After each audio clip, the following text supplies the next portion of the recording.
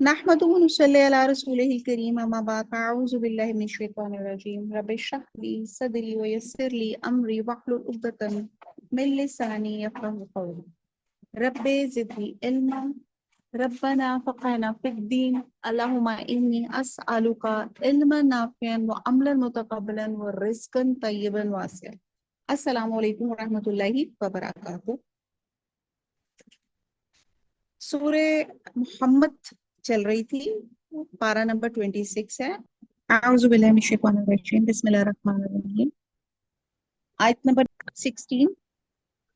वमिनहुम, और उनमें से, मैं यस्तमिउ, मैं जो, मन जो, आगे यस्तमिउ, य वो, और आगे समात से है, सीन मीम आइन, जो कान लगाए रहते हैं, इलई का, तेरी तरफ, हत्ता, यहाँ तक के, इजा जब, खरजू, अखरात से वो निकलते हैं, मिन इंदी का, तेरे पास से, कालू, कहते हैं, लिल्लजीना, ल लिए उन लोगों को जो ऊतू, दिए गए, अल इल्मा, इल्म, माजा, क्या, कौला, कहा, आनिफन, आनिफन, इसको आप अंडरलाइन कर लें, अभी। जो मैं खास तौर पे कहती हूँ ना, कुछ वर्ड्स को अंडरलाइन कर लें, उसका मकसद ये होता है कि आप सिर्फ इन लफ्ज को याद कर लेंगे तो आप पूरी आयत का अल्हम्दुलिल्लाह बगैर देखे आप इसकी एक समझ बूझ से उसका आप तर्जमा कर सकते हैं।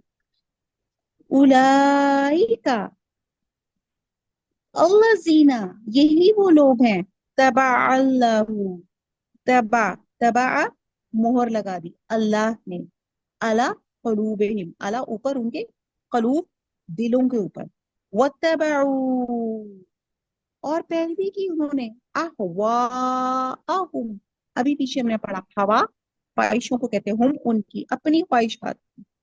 आयत नंबर 16 का बा मुहावरा है। और इनमें से बात ऐसे भी है जो तुम्हारी तरफ कान लगाए रहते हैं, यहाँ तक कि सब कुछ सुनते हैं, लेकिन जब तुम्हारे पास से निकल कर चले जाते हैं तो जिन लोगों को इल्म दीन दिया गया है इनसे कहते हैं कि भला उन्होंने भी क्या कहा था। यही लोग हैं जिनके दिलों पे अल्लाह ने मोहर लगा दी और वो अपनी ख्वाहिशों के पीछे चल रहे हैं। एक्चुअली कफार, मुनाफिकीन और यहूदी हजूर सल्लल्लाहु अलैहि वसल्लम की मजलिस में आकर बैठते थे और बज़ाहिर कान लगाकर सुनते रहते थे। यहाँ पे ना वमिनहुम मन यस्तमिउ, कान लगाकर सुनते रहते थे, मगर चूंकि दिल कहीं और होता था तो हजूर सल्लल्लाहु अलैहि वसल्लम जो बातें बयान कर रहे होते थे वो उनकी ख्वाहिशात की खिलाफ होती थी, इसलिए इनके पल्ले कुछ नहीं पड़ता था। और बाहर निकलकर अहले इल्म से पूछते थे कि अभी आप सल्लल्लाहु अलैहि वसल्लम क्या फरमा रहे थे। अब ये इशारा है मुनाफिकीन की तरफ जो बहुत एहतमाम से आपके मजलिसों में आते थे। और वो क्यों हाजिरी लगाते थे, क्योंकि मुनाफिक थे ना। और वो कहते थे कि लोगों को ये एक बता दें कि हम मुसलमान हैं, देखो भी हम तुम्हारी महफिलों में बैठे हुए हैं और बहुत, जिसको कहते हैं अनमाक से, बहुत गौर से, हम बड़े अदब से बैठे और बड़ी अदब से बातें सुन रहे हैं, लेकिन उनकी दिलचस्पी नहीं होती। और जब आप सल्लल्लाहु अलैहि वसल्लम की मजलिस से उठते थे तो खाली हाथ उठते थे और बाहर जाके पूछते थे भला आज क्या बात हुई। अब देखिए, जहां आपको इंटरेस्ट होगा ना आपको वही बात सुनाई दी जाए। आपकी मौका तो ठीक नहीं है ना, मसाल अच्छी है, जो आपका कोई फेवरेट गाना होता है ना, वो कहीं दूर से भी बज रहा हो ना तो आपकी दिलचस्पी होगी, आप फौरन आप वो गुनगुनाना शुरू कर देंगे क्योंकि आपकी दिलचस्पी होगी। तो यहाँ पे आपने अपने इंटरेस्ट जो है वो कुरान के साथ जोड़ने हैं। अगर हमारा इंटरेस्ट कुरान के साथ जुड़ेगा तो हमें कुरान की हर बात समझ लगेगी। और वरना ये मुनाफिकों वाला जो रवैया यहाँ पे इन्होंने बताया कि वही बातें और इरशादतें जो हजूर सल्लल्लाहु अलैहि वसल्लम के कौल थे, इन मुनाफिकों के लिए एक मुअम्मा बन जाते थे और वही अहले ईमान के लिए हदायत में इजाफे का जरिया बन जाते थे, जिनसे उनका मजीद तकवा पैदा हो जाता था। वही दो करेक्टर्स हैं, वही अल्लाह की रसूल बातें बता रही है, लेकिन जो हदायत वाले लोग हैं वो उनसे उनकी हदायत और बढ़ रही है, वो और अल्लाह के करीब हो रहे हैं। और जो मुनाफिक लोग हैं उनको, उनके ऊपर पर्दा पड़ गया है, उनके ऊपर मोहर लगी है, उनको अल्लाह की बातें जो है उनके दिलों के अंदर जा ही नहीं रही। क्यों? क्योंकि उन्होंने अपने ख्वाहिश नफ्स को अपना मबूद बना लिया। आयत नंबर 18। 17 वल्लजीना, और वो लोग पेज अहतदू, पेज चेंज अहतदू कर दो। हदायत से, जी, अहतदू हदायत से, और जो लोग हदायत याफ्ता है, ज़ादाहुम, ज्यादा हो गई, दी उनको, हुदन, हदायत, व आताहुम, और दिया इनको, तकवाहुम, उनका तकवा। ये मैंने आयत नंबर 16 में ही बात बता दी। आयत नंबर 17 का बा मुहावरा है, और जो लोग हिदायत याफ्ता हैं, इनको वो हिदायत मजीद बख्शता है और परहेजगारी अनायत करता है। यानी कि जो लोग हदायत के तालब हैं वही बातें सुनकर उनकी हदायत में इजाफा हो जाता है, और जो बातें मुनाफिकीन की समझ में नहीं आती, बाहर निकल के पूछते हैं कि अभी आप सल्लल्लाहु अलैहि वसल्लम ने क्या कहा था। ये अल्लाह ताला का तरीका है कि वो हदायत भी उसी को देता है जो हदायत का तालिब होता है, और तकवा भी उसी को देता है जो अपने अंदर तकवा की अहलियत पैदा करता है। तो इसी आयत से अल्लाह ताला से हम दुआ मांगते हैं, अल्लाह ताला हमें, हमारे बच्चों को, हमारी पूरी उम्मत मुसलमान को अल्लाह ताला हदायत और तकवा अल्लाह ताला अनायत फरमा दे। तकवा के आमीन। बारे में किसी ने पूछा कि तकवा क्या है, तो जिसके बारे में एक हजरत उमर रजी अल्लाह ताला अन्हु थे, उन्होंने बड़ी प्यारी मिसाल दी कि तकवा ये है कि, कहते हैं मिसाल थी बड़ी प्यारी, कि आप एक रास्ते से गुजर रहे हैं और वो खारदार और कीचड़ भरा रास्ता है। अच्छा, ये मैं सवाल आपसे भी करती हूँ, एक खारदार और कीचड़ वाले रास्ते से आपने गुजरना हो तो आप कैसे गुजरेंगे? अपना आप बचा के, अपने कपड़े बचा के, समेट के अपने आप को। जी, बिल्कुल। तो यही बात है कि ऐसे ही चलना है। ये दुनिया जो है, ये समझ लें कि खारदार रास्ता है, कीचड़ वाला रास्ता है, गुनाहों और दलदल से भरा हुआ रास्ता है। कदम कदम पे शैतान ने, जिसको कहते हैं ना, ट्रैप्स लगाए हुए हैं कि एक बंदा निकल रहा है अल्लाह के रास्ते के लिए, मैं कैसे उसको डिट्रैक्ट करूं। तो ये हमने उसका चैलेंज को भी नाकाम करना है, और अपने आप को उन रास्तों पे, क्योंकि रास्ता तो वही है, जिंदगी का गुजरने वाला रास्ता वही है, कीचड़ वाला, गुनाहों वाला, दलदल वाला। अपने आप को ऐसे बचा के रखना है, ऐसे समेट के उसमें से निकलना है कि आपके जो कपड़े हैं उसके ऊपर एक छींटा भी ना आ सके उस गुनाहों की दलदल का या गुनाहों की कीचड़ का। तो यहाँ पे याद रखिएगा, हदायत मांगने से आती है। हम में से कितने लोग हैं जो हदायत के लिए दुआ मांगते हैं, अपने बच्चों की हदायत के लिए दुआ मांगते हैं? अल्हम्दुलिल्लाह, क्योंकि हज का महीना है और ये इतनी खूबसूरत, मैं कहूँगी बार बार मेरा दिल चाहता है, क्योंकि सारा वक्त यही दुआ मांगते हैं। जी, सारा टाइम मेजर दुआ ही यही है। जी, बिल्कुल जी। अब तो सीधी बात है, हम जिस एज ब्रैकेट में हैं, अगर अभी भी हदायत नहीं हाँ मांगी के तो अल्लाह, कब अल्लाह मांगेंगे? में तो हमें अल्लाह हदायत से, दे, हमारी औलाद को हदायत दे। जज़ाकल्लाह, अल्लाहुम्मा इन्नी अस्अलुका अल हुदा वत्तका वल अफाफा वल गिना। ए अल्लाह, तुझसे हदायत, खुदा तरसी, पाक दामी और इस्तगना का सवाल करता हूँ। अल्लाह ताला, हम सब सवाल करते हैं, अल्लाह ताला हमें, हमारे बच्चों को, इस पूरी उम्मत मुसलमान को अल्लाह ताला हदायत अता फरमा दे, आमीन सिराते आमीन मुस्तकीम दिखा दे, अल्लाह ताला तकवा इनायत आमीन फरमा दे, अल्लाह ताला हमें, आमीन हमारे बच्चों को नमाजी परहेजगार बना दे। आमीन सुम्मा आमीन आमीन। आमीन बहुत आमीन। मुश्किल है, यकीन जाने, अपने बच्चों को कहना नमाज पढ़ लो, और इतना दुख होता है जब इस टाइम पे उनकी प्रेफरेंस मोबाइल के साथ खेलना, मोबाइल में इन्वॉल्वमेंट ज्यादा होती है उनकी प्रायोरिटी। फिलहाल अल्लाह से दुआ मांगते हैं, अल्लाह ताला, हम दुआ मांगते नहीं थकेंगे, क्योंकि अल्लाह ताला आपने फरमा दिया है कि जो मायूस हो गया वो शैतान की शिकंजे में। अल्लाह ताला, हम मायूस नहीं हैं, हमें अल्लाह ताला आपसे बहुत अच्छा गुमान है। इंशाअल्लाह ताला आप हमें, हमारी औलाद को अल्लाह ताला नमाजी परहेजगार मुत्तकी बना देंगे। और जैसे इस आयत में आमीन लिखा कि हम इंशाअल्लाह इन इंशाअल्लाह। आयात को पढ़कर हमारे ईमान में और इजाफा होगा इंशाअल्लाह ताला। आयत नंबर नेक्स्ट है, फहल, आयत नंबर 18, फहल, पस नहीं, यंजुरूना, यंजुरूना नजर से है, वो इंतजार करते, इल्ला मगर, अस्साअता, क़यामत का, अन तातीहिम, के आए उन पर,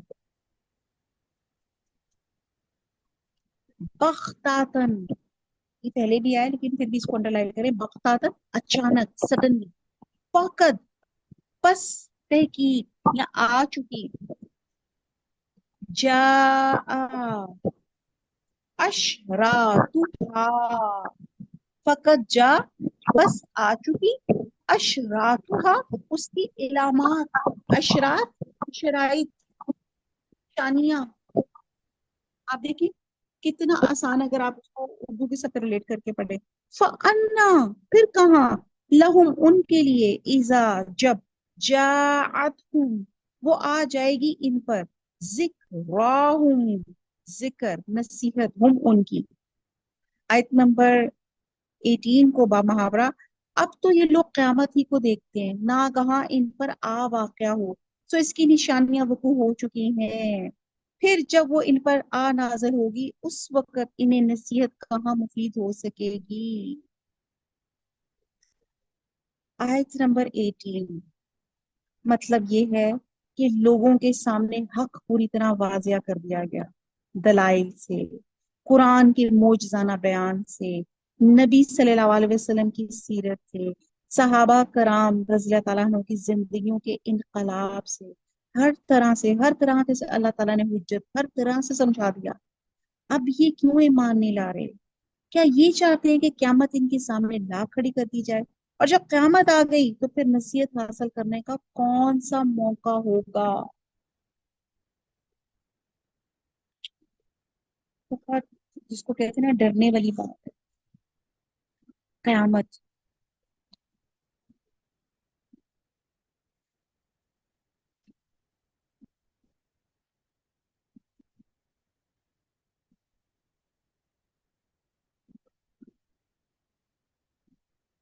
اچھا جی، اب قیامت کی اگر ہم بات کریں کہ علامت قیامت کیا ہے، تو قیامت کی سب سے بڑی نشانی تو آپ صلی اللہ علیہ وسلم کی بعثت ہے. کیوں؟ کیونکہ آپ کو کہا، آپ کا کیا ٹائٹل ہے؟ خاتم النبیین، یعنی کہ آپ آخری نبی ہیں اور آخری رسول ہیں. اور آپ صلی اللہ علیہ وسلم کا یہ ارشاد بھی قیامت کی نزدیکی پہ دلالت کرتا ہے کہ آپ صلی اللہ علیہ وسلم نے اپنی شہادت کی انگلی اور وسطی انگلی، آپ ذرا دونوں اپنی انگلیاں اٹھائیں، یہ جو آپ کی شہادت کی اور وسطی مڈل جو آپ کی فنگر ہوتی ہے، اشارہ کرتے ہوئے فرمایا تھا. اور اس حدیث کے بھی دو مطلب ہیں. ایک یہ کہ جیسے ان دو انگلیوں کے درمیان میں تیسری کوئی انگلی یا کوئی چیز نہیں، اسی طرح میرے اور قیامت کے درمیان میں کوئی نبی نہیں آئے گا.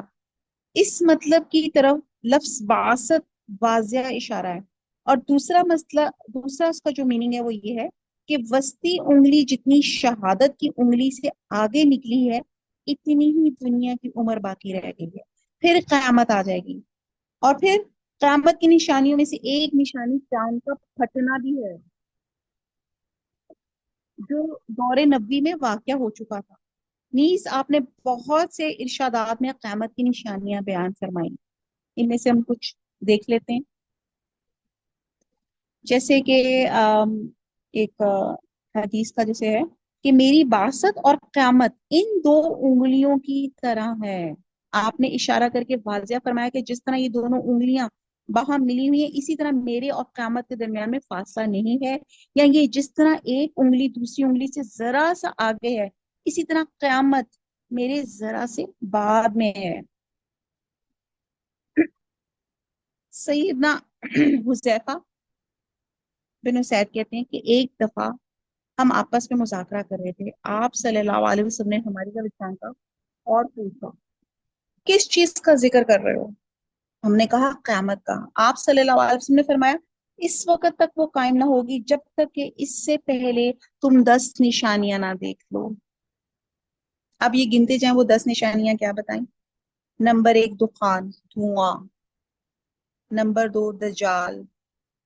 تیسرا دعوت الارض، یعنی کہ جب دنیا میں انسانوں میں سے اللہ کی طرف بلانے والا کوئی نہیں ہوگا تو اللہ تعالیٰ وہ کام جانور سے لیں گے، زمین سے ایک جانور نکلے گا. آپ سوچیں کہ پھر ہماری انسانیت کی سطح حیوانوں سے بھی گر چکی ہوگی، کہ زمین سے ایک جانور نکلے گا جو اللہ کا پیغام لے کے آئے گا. پھر چوتھی سورج کا مغرب سے طلوع مغرب سے ہونا. لے کر پانچواں عیسیٰ ابن مریم کا نزول، چھٹا یاجوج یاجوج ماجوج. ماجوج کا، اور پھر ساتویں آٹھویں اور نویں جو نشانی ہے کہ 3 جگہ زمین کا دھنس جانا، یہ مشرق میں، چھٹا والا ذرا ریپیٹ کر دیں، پتہ نہیں چلا.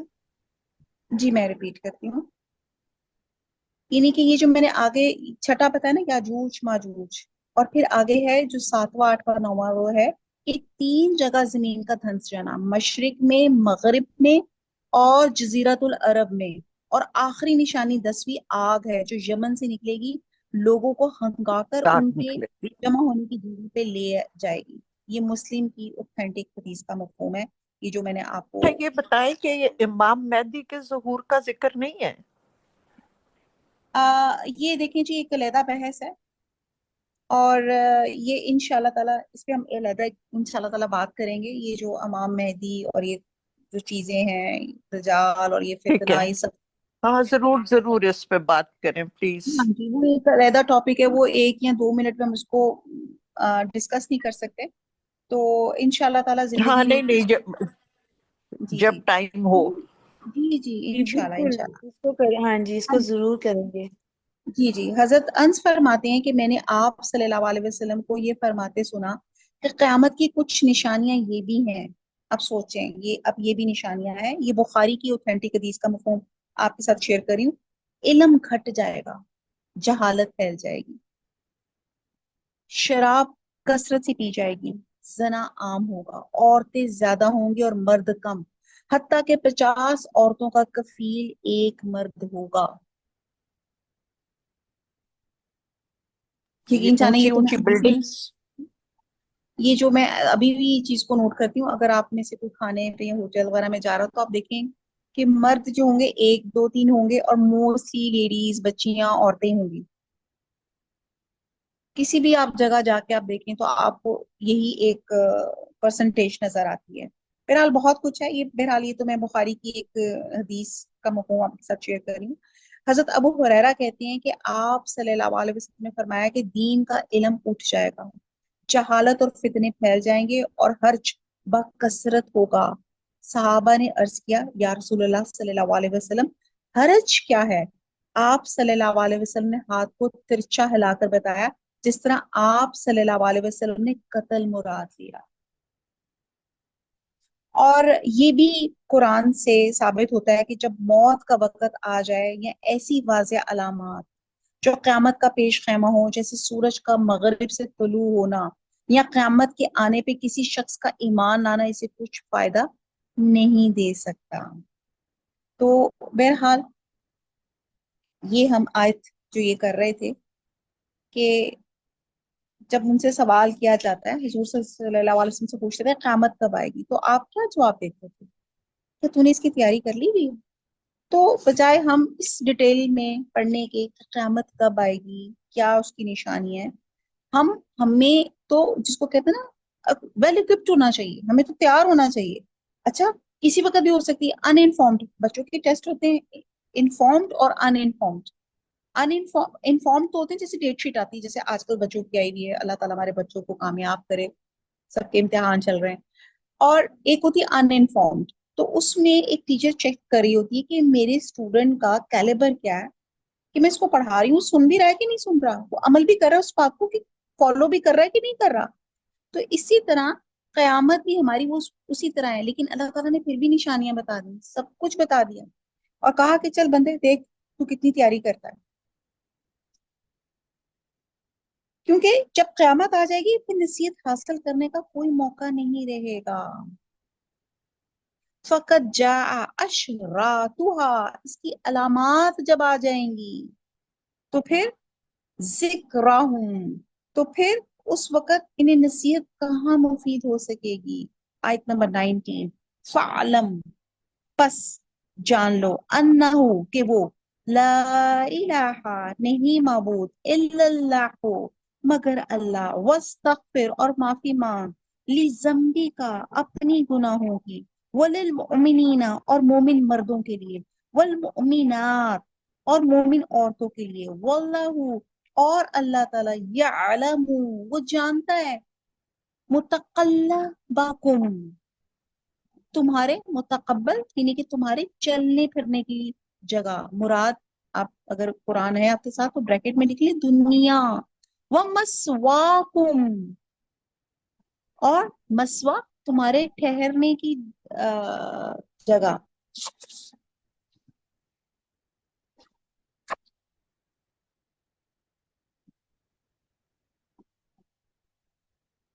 اب آیت نمبر 19 کو با محاورہ دیکھتے ہیں۔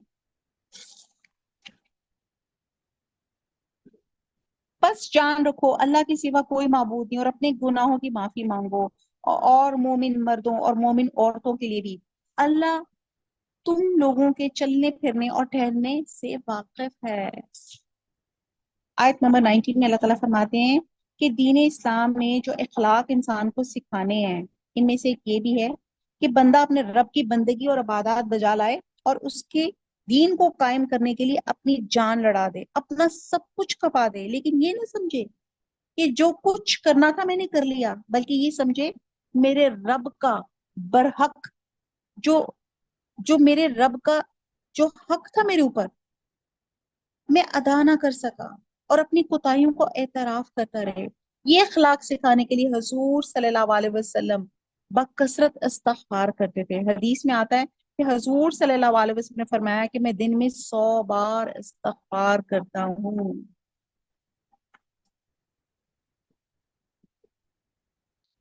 کوئی مومن جس درجے کا بھی وہ مومن ہو، اسے اللہ کے حضور اپنے اپنی جو ہے نا غلطیوں کا، جس کو کہتے ہیں نا کنفیشن، کرتے رہنا چاہیے۔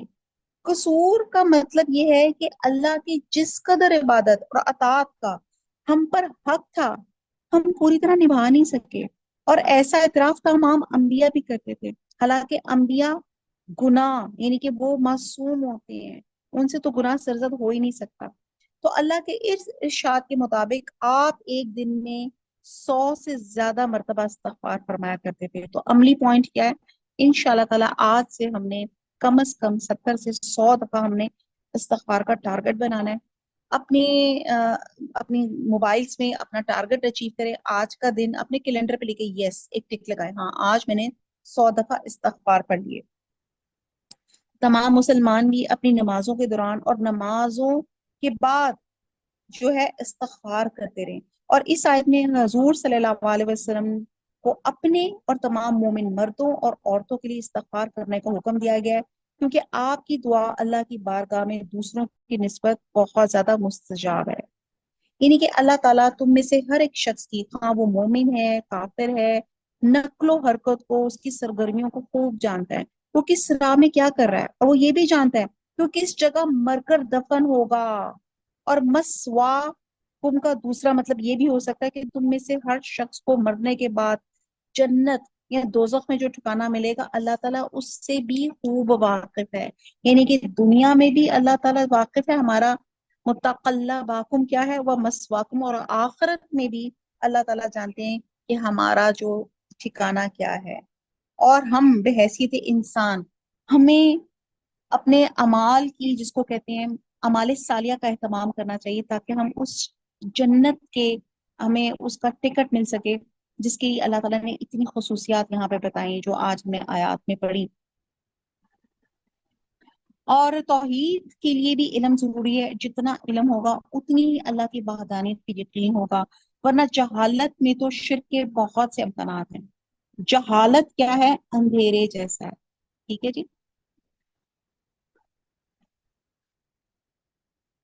اندھیرے میں آپ کو کچھ پتا نہیں چلتا، آپ کو رسی پکڑا دی جائے یا سانپ پکڑا دی جائے، کسی چیز سے ٹھوکر کھانی ہو، کوئی چیز آپ کے لیے نقصان دہ ہے، اندھیرے میں بہت سے خطرے ہیں۔ آپ اپنے گھر میں ایک دم جب لوڈ شیڈنگ ہو جاتی ہے، اپنے گھر میں ایک دم جب بالکل ٹوٹل ڈارکنیس ہوتی ہے، ایک دم اٹھتے ہیں، کبھی میز کا کونا، کبھی صوفے کا کونا، کبھی بیڈ کا کونا، ہم خود ہی ایک دم بوکھلا جاتے ہیں، یعنی کہ اتنا اندھیرا جو ہوتا ہے خطرے والا ہو جاتا ہے۔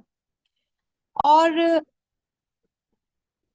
تو ہم نے کیا جانا ہے؟ ہم نے اب یہاں پہ ہم نے کیا جاننا ہے؟ یہاں پہ اس آیت نمبر 19 میں فَعَلَمْ أَنَّهُ لَا إِلَٰهَ إِلَّا اللَّهُ، تو پھر ہم نے اللہ تعالیٰ کو پہچاننا ہے، اللہ۔ اور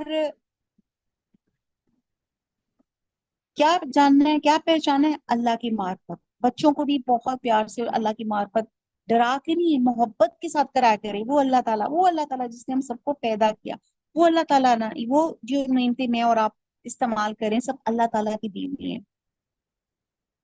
और फिर आप ये देखें कि नबी सल्लल्लाहु अलैहि वसल्लम से कभी भी जानबूझकर कोई कसूर नहीं हुआ, और आप सल्लल्लाहु अलैहि वसल्लम को सबसे बढ़कर बंदगी बजा लाने वाले थे।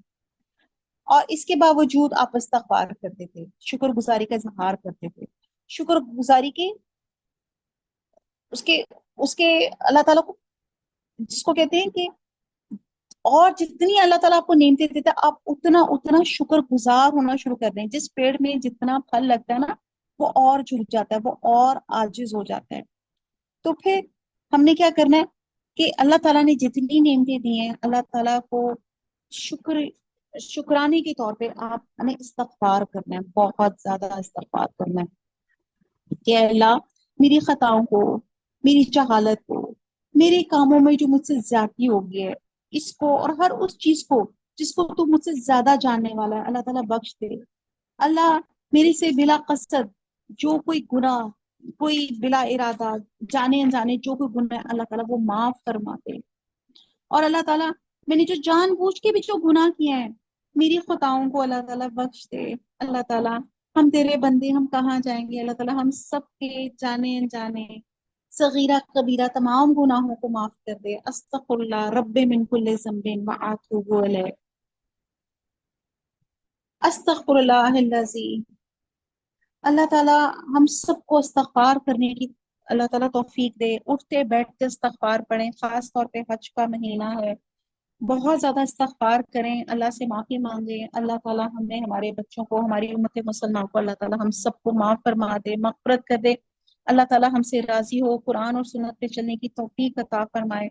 और अल्लाह ताला ये जो भी हज के कुछ जितने भी दिन हमारी जिंदगी में है, अल्लाह ताला इस नेकियों के सेल मेले से हम बहुत ज्यादा फैज उठाने की अल्लाह ताला हमें इस्तात दे, तौफीक अता फरमा। आमीन। वमा अलैना इल्लल बलाग। सुब्हानकल्लाहुम्मा व बिहम्दिका नशहदु ला इलाहा इल्ला अंता नस्तगफिरुका व नतूबु इलैक। वस्सलामु अलैकुम व रहमतुल्लाहि व बरकातुहू।